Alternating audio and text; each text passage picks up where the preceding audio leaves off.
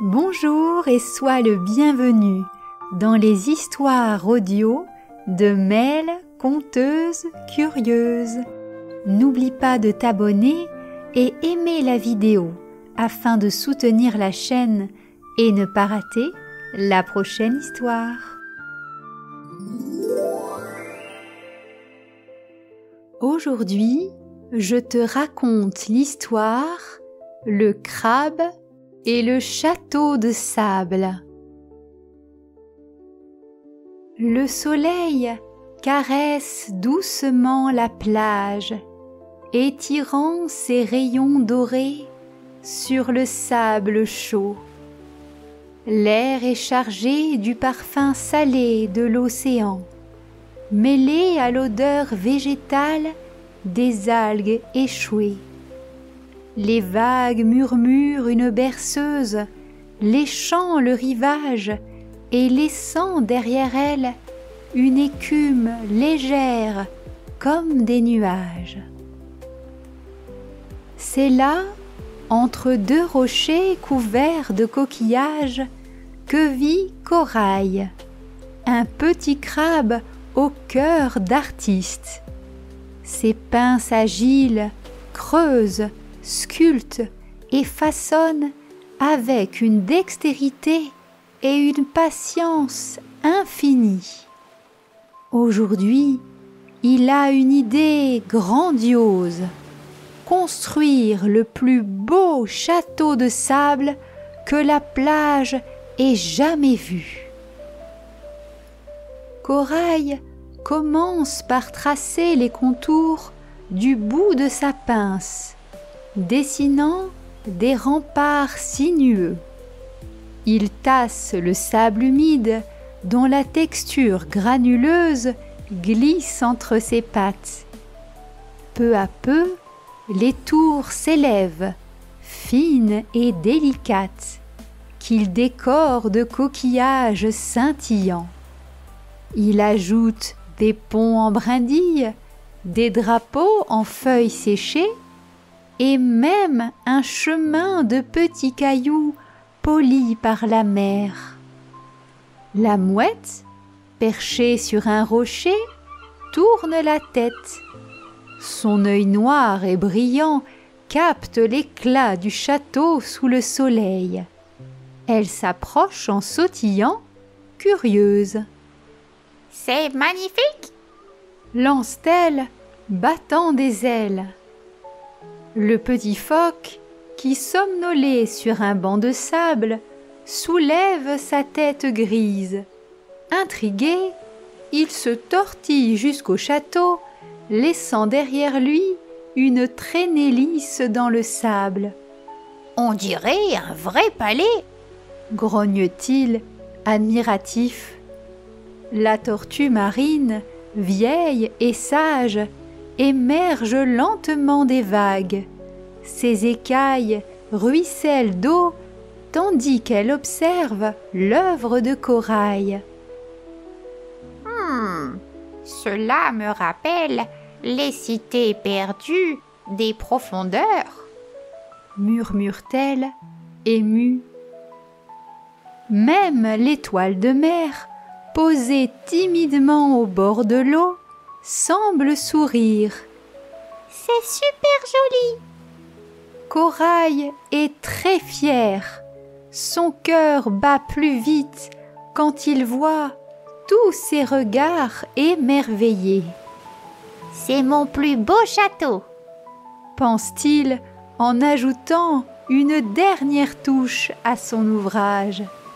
Mais bientôt, un changement s'opère. L'océan, qui chuchotait gentiment, commence à gronder de plus en plus fort. Les vagues, d'abord discrètes, gagnent en force. L'eau avance inéluctablement. Corail sent une première vague lui lécher les pattes. « Non, pas maintenant !» proteste-t-il, tentant de construire un barrage de coquillages. Mais la mer ne s'arrête pas. Elle engloutit doucement les remparts, efface les tours une à une. Le petit crabe tente de créer au plus vite un grand barrage fait de sable. Il résiste à la première vague, mais s'effondre doucement aux suivantes.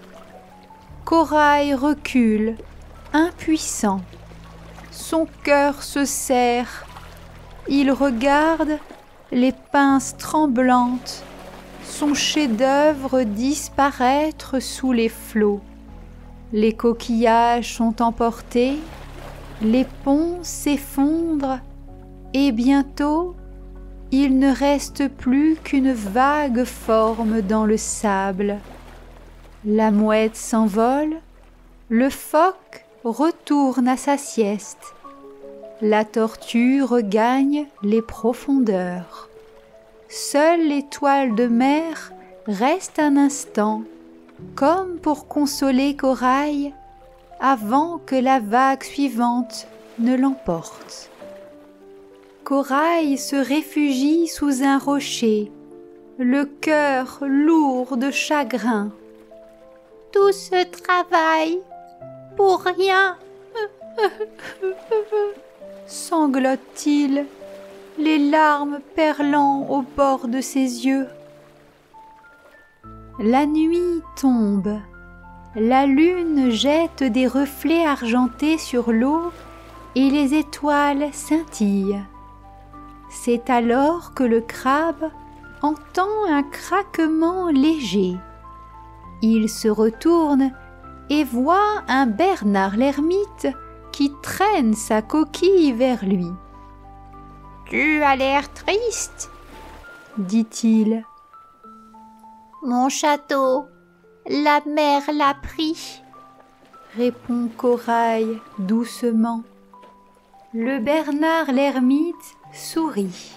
« La mer prend, mais elle redonne aussi. Demain, le sable sera neuf, lisse, prêt à être sculpté de nouveau.